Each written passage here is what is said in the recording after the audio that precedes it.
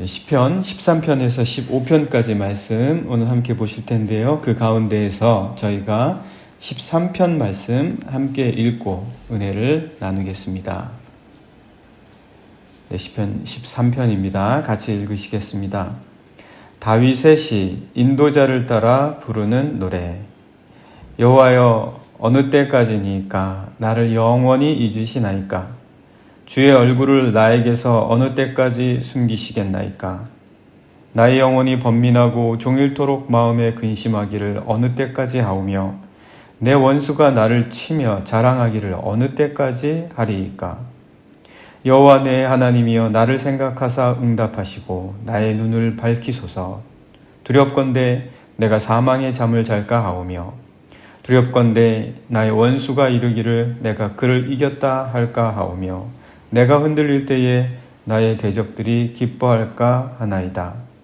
나는 오직 주의 사랑을 의지하여 싸우니 나의 마음은 주의 구원을 기뻐하리이다.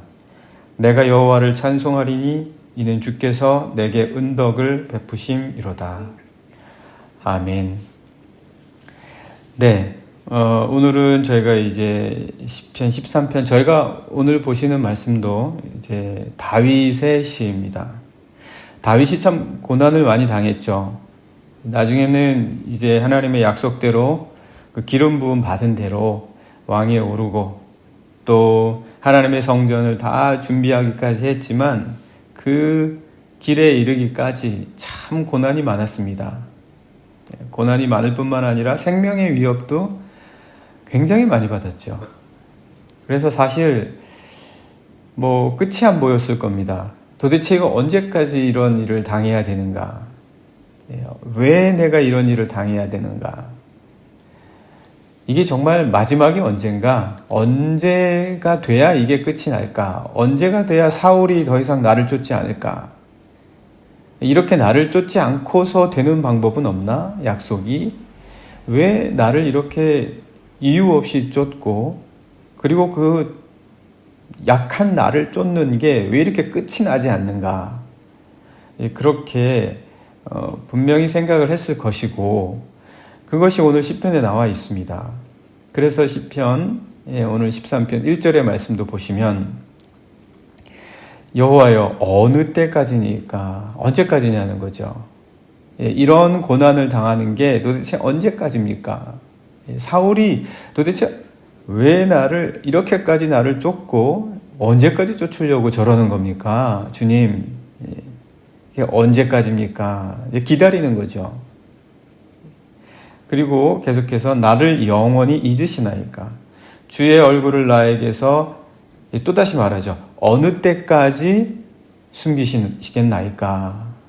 도대체 언제까지입니까? 계속해서 반복하고 있습니다. 언제까지입니까? 언제까지입니까? 그 끝을, 마지막을 기다리는 거예요. 여러분, 누가 기다리는 거 좋아합니까? 빨리 그냥 되면 좋겠죠. 아주 단순하게 차를 기다리는 것도 사실은 싫죠. 그냥 바로 되면 좋죠. 바로 와서 바로 타고 바로 가면 좋죠. 누가 기다리는 거 좋아하겠습니까? 어느 것 하나 기다린다라고 하면 별로 좋아하지 않습니다. 여러분들도 뭔가 지금 기다리는 게 있으실 수도 있습니다. 지금 현재도. 그런데 기다리는 게 좋으십니까? 별로 안 좋죠. 지금 다윗도 그렇다는 거예요. 다윗이 지금 사울에게 쫓기고 그리고 또 행여나 또 압살롬에게 쫓기는 시대가 배경이었다면 또 압살롬에게 쫓기고 이 괴로운 일이 도대체 언제 끝날 것이냐? 하나님은 왜 이런 일이 계속 지속되게 하시는 이유가 뭔가? 그렇게 지금 기도하고 있습니다. 그래서 2절의 말씀도 보시게 되면 나의 영혼이 번민하고 종일토록 마음에 근심하기를 어느 때까지 하오며 또 말하죠. 도대체 어느 때까지입니까? 이게 언제까지 계속되는 겁니까? 여러분, 기다리는 게 이유 없이 오겠습니까? 이유 없이 기다려야 되겠습니까? 우리는 생각하죠. 빨리 이제 끝나면 좋겠다. 그런데도 그 기다림이 계속 된다면 그게 괜히 이유 없이 기다려야 되겠냐라는 거죠. 더구나 하나님께서 만약 우리를 기다리게 하신다면 그 이유 없이 괜히 기다리게 하시는 것은 결코 아닐 텐데, 그럼에도 불구하고 우리는 다윗처럼, 이 다윗이 얼마나 공고했으면 이렇게 고백하고 기도했겠습니까? 어느 때까지입니까, 주님? 도대체 이게 언제 끝이 납니까? 언제야 해결이 되겠습니까? 언제야 마무리가 되겠습니까? 언제야 제가 원하는 게 이루어지고 응답이 오겠습니까? 계속 이렇게 기도하는 거죠. 그래서 계속 그가 기도하기를, 내 원수가 나를 치며 자랑하기를 어느 때까지 하리까? 어느 때까지입니까, 주님? 계속 이렇게 이야기하는 겁니다.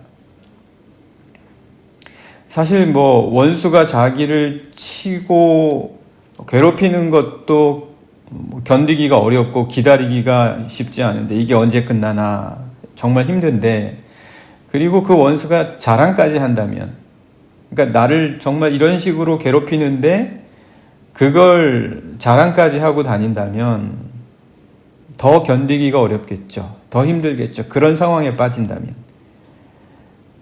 3절과 4절의 말씀도 그래서 덜컥 겁이 나는 거예요. 덜컥 겁이 나는 겁니다. 여호와 내 하나님이여 나를 생각하사 응답하시고 나의 눈을 밝히소서. 두렵건대 내가 사망의 잠을 잘까 하오며. 육체적인 죽음도 말하는 걸 수 있겠죠. 내가 이제 죽으면 어떡합니까? 이러다가 주님 제가 죽으면 어쩝니까? 아니면 때로는 이렇게 눈이 어두워지고 그리고 또 사망의 잠을 자는 것을 영적으로 해석한다면 정말 이러다가 제가 무기력해지고 정말 이러다가 제가 다 소망을 잃어버리면 어떡합니까? 이제 그렇게 얘기하는 거죠. 여러분 한번 기다리는데 지쳐서 계속해서 아이고 주님 이게 언제까지입니까? 도대체 왜 이런 것이 지속이 됩니까? 계속 이러다 보면 무기력해지지 않겠습니까? 소망도 잃어버리죠. 그러면서 4절의 말씀 보시면 두렵건대 나의 원수가 이르기를 내가 그를 이겼다 할까 하오며 내가 흔들릴 때에 나의 대적들이 기뻐할까 하나이다. 나를 눌러서 이기고 그리고 그들이 내가 흔들리는 걸 보고 기뻐하는 것, 이런 것들이 사실 정말 염려가 되는 거죠. 그래서 이제 하나님 도대체 언제까지입니까? 언제까지입니까? 어떻게 보면은 이렇게 불평 같기도 해요. 원망 같기도 합니다. 탄식 같기도 합니다. 그런데 여러분 우리가 이렇게 계속 원망하고 불평하고 탄식하는 거 어떻게 보면 기다리면 너무 지치면 그럴 수 있죠. 원망하고 탄식하고 왜 이래야 되나? 왜 계속 언제까지인가? 이렇게 원망하고 탄식하고 그리고 불평할 수도 있습니다. 근데 우리도 이제 신앙생활을 하다 보면 이제 기다림에 지치다 보면 원망하고 불평하고 탄식할 수도 있어요. 그런데 그 기다리는 시간 내내 불평하는 경우도 있어요. 기다리면서도 불평하는 거예요. 아이고 왜 이러냐. 도대체 이거 언제까지 이 짓을 해야 돼? 이러면서 불평하기도 합니다. 근데 원망도 해요. 또 따로는. 이게 누구 때문이다. 이렇게 원망도 합니다. 그런데 만약 그렇게 그 기다림을 불평과 또 원망, 비탄 이런 걸로만 채운다고 생각해 보십시오. 기다리는 내내 그냥 계속 그러는 거예요. 계속 그런다고 생각해 보십시오. 그러면 정말 기다리고 난 뒤에 뭔가 이루어졌을 때 그때가 좋겠습니까? 그때가 과연 좋겠냐? 기다림의 끝 이후에 그렇게 불평하고 그렇게 원망하면 과연 기다림의 끝에 뭔가 이루어진다고 해도 그때 과연 좋겠냐라는 거죠. 만약 지금 이 다윗이 사울에게 쫓기는 때라고 생각을 한번 해봅시다. 그가 지은 시편이 쫓길 때 지은 시편이 거의 다 대부분이니까요. 사울에게. 만약 쫓기면서 계속해서 불평하고 원망하고 또 비탄에 잠겨 있고 다 소망을 잃은 채 무기력하면서 기다리기는 기다리는데 늘 그런 식이에요. 그러면 설령 왕위가 그에게 주어진다 하더라도 그 왕위가 그에게 주어졌을 때 제대로 그가 그 왕위를 할 수 있겠냐라는 거죠. 아마도 그 과거에 지난하고 힘들었던 기다림을 생각하면서 원수 갚는데 힘을 다 쏟지 않겠습니까? 자신이 불평했던 것들 그것 다 똑같이 갚아주겠다라고 그 왕위에 있었던 권력을 이용하고 힘을 이용하고 사람들 괴롭히고 정적을 만들고 그리고 그 모든 귀한 시간들을 그렇게 다 허비하지 않겠습니까? 결과가 없는 거예요. 이렇게 기껏 기다려 놓고는 결과가 없는 거예요. 다윗에게. 만약 그랬다면. 그런데 다윗은 그러지 않았다는 거예요. 오늘 시편의 말씀에서는 언제까지입니까, 주님? 언제까지입니까? 왜 이러십니까? 이렇게 비탄에 빠져 있고 정말 자기 영혼이 번민한다고 하지만 그 끝을 보자는 거예요. 그가 어떻게 이 시편의 기도를 마무리하고 있냐는 거예요. 이렇게 비탄에만 빠진 채 마무리하지 않는다는 거예요. 그러면 그가 어떤 식으로 이 시편을 마무리합니까? 5절과 6절을 보시면 나는 오직 주의 사랑을 의지하였사오니 나는 오직 주의 사랑을 의지하였사오니 그러나 주님 저 정말 이렇게 힘들고 누가 안 힘들다고 할 수 있겠습니까? 그렇게 쫓겨다니는데 생명의 위협을 마치 사냥 물을 쫓듯이 쫓아다니는데 사울이 그런 상황에 빠졌을 때 누가 힘들지 않겠다고 하겠습니까? 힘들죠. 괴롭죠. 비탄에 빠질만 하죠. 불평할만 하죠. 그래서 다윗이 정말 힘듭니다. 이게 언제까지입니다. 라고 말은 하지만 그러나 어떻게 이야기합니까? 그러나 나는 오직 주님의 사랑을 의지하겠습니다. 주님의 사랑을 의지하겠습니다. 내 마음은 주의 구원을 기뻐하겠습니다. 저는 기뻐하겠습니다. 6절도 보시면 내가 여호와를 찬송하리니 저는 그러나 찬송하겠습니다. 주께서 내게 은혜를 베풀어 주실 것입니다.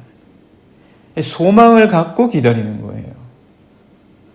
정말 언제까지입니까? 라고 피를 토하듯이 기도하면서 하나님 앞에 간구하고 비탄에 잠겨있는 모습 같지만 그는 이 기도를 어떻게 마무리하고 있냐. 그러나 주님, 저는 주님의 사랑을 의지하겠습니다. 그러나 주님, 저는 주님의 구원을 기뻐하고 그리고 찬송하겠습니다. 그렇게 이야기한다라는 거죠. 그러니까 결과가 있는 거예요. 그러니까 기다림의 결과가 주어지는 겁니다. 그러니까 기다린 것에 열매가 맺히는 거예요. 그 기다림의 시간이 힘들었어도 그 기다리는 동안 비탄에나 빠져 있고 그리고 괴롭게 보내면서 원망하고 불평하는 식으로 보내지 않고 오히려 그 기다림의 시간 힘들고 어려워도 주의 사랑을 의지하고 기뻐하고 찬송하겠다라는 확신으로 보내니까 그 이후에 결과가 주어진다라는 거죠.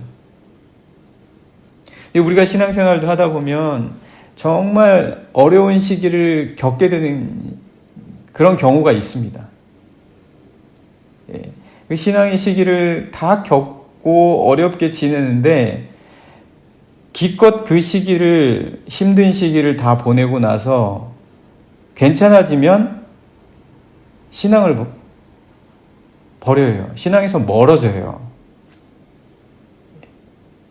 신앙 이제는 제대로 좀 믿어볼 때가 됐나 보다.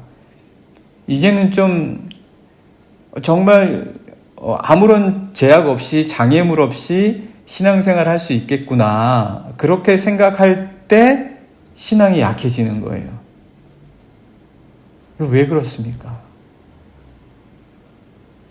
그 기다림의 시간에 감사와 기쁨과 찬양의 확신이 오히려 그 기다리면서 약해진 거예요. 기다리면서 오히려 더 든든해지는 게 아니라 점점 기다리면서 약해지다가 결국 그 기다림의 끝이 와서 원하던 바가 이루어졌을 때는 정작 그 기다림의 기대와는 다르게 된다라는 거죠. 네, 오늘 우리 다윗의 시를 함께 보았습니다. 우리 모두의 삶에도 다 저마다 기다림이 있습니다. 정말 기다릴 때의 마음처럼 그 기다림의 끝에 정말 열매가 있고 그 결과를 우리가 누리려면 물론 우리가 이 기다림의 시간이 힘들고 그리고 또 그 기다림 자체가 괴로울지라 하더라도 우리가 항상 이 기다림의 시간을 어떻게 보내야 할지, 이게 기다림의 시간도 우리가 보내는 길이 있구나라는 것, 우리 다윗에게서 보이지 않습니까? 다윗이 그 기다림의 시간을 어떻게 보내는지요. 만약 그 기다림에 지쳐서 내가 바로 그냥 사울을 처치하겠다라고 해서 원망하고 그 기다림의 시간에 비탄에 잠겨 있다가 사울을 처치했다고 한번 생각해 보십시오. 그 기다림에 아무런 열매가 없는 거예요. 결과가 없고. 그러나 그는 그렇게 하지 않았다. 그래서 특별히 시편 13편을 통해서 다윗은 우리에게 기다림의 모습이 어때야 할지를 알려주고 있습니다. 사랑하는 영락의 성도 여러분, 오늘 우리도 저마다 무언가를 기다릴 겁니다. 기다리다 보면은 불평이 나올 거예요. 그리고 또 한탄, 신세 타령도 나올 거예요. 야, 뭐 왜 이러냐. 그러면은 결과가 없습니다. 우리가 이 기다림의 끝에 정말 풍성한 그 결과를 누리기 위해서 이 기다림의 시간을 다윗처럼 주님, 비록 이 기다림의 시간이 힘들고 어렵더라도 저는 주님의 사랑을 의지하겠습니다. 저는 감사하겠습니다. 기뻐하겠습니다. 찬송하겠습니다. 이렇게 분명한 확신 속에서 기다리는 거예요. 그러면 그 기다림의 시간 속에서도 오히려 그 기다림 가운데 더 분명한 소망이 생겨날 것이다. 믿으시면서 오늘 이렇게 함께 기도하면 좋겠습니다. 하나님, 저는 다윗과 같이 기다릴 수 있는 자가 되게 해주십시오. 함께 기도하시겠습니다.